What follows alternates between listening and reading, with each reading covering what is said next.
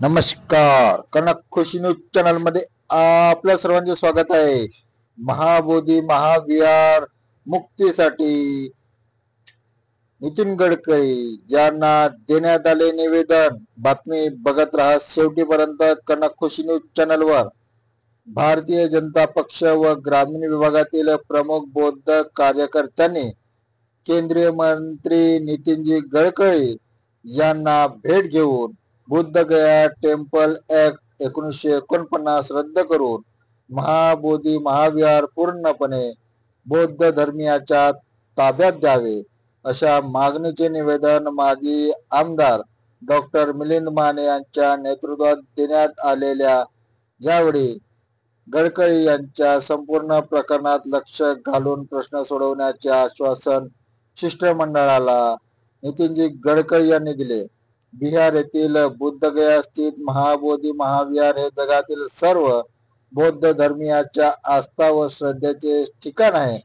हे महाविहार Bodh Gaya temple act 1949 नुसार संचालित करण्यात येत आहे. या कायद्यानुसार महाविहाराच्या प्रबंधन समितीमध्ये जिल्हाधिकारी यांच्या अध्यक्षतेखाली 4 बौद्ध व 4 हिंदू धर्मियाच्या पदाधिकाऱ्यांचा समावेश आहे. त्यातही जिल्हाधिकारी हे हिंदू धर्मीयच असावेत असा नियम आहे. बुद्धगया हा शब्दाने हे स्पष्ट होते की हे महाविहार बौद्ध धर्मियाचे आहे. त्यामुळे हे विहार बौद्ध धर्मियाच्या ताब्यात द्यावे अशी मागणी गडकरी यांच्याकडे यावेळी करण्यात आली.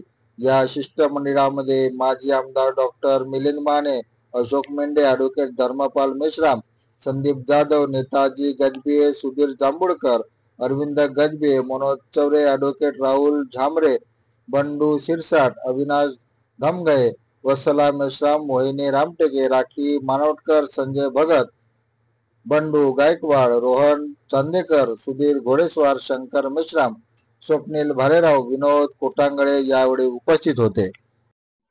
धन्यवाद. आपण बघत होता कनक खुशी न्यूज चॅनल. कनक खुशी न्यूज चॅनलला सबस्क्राईब करा, लाईक करा.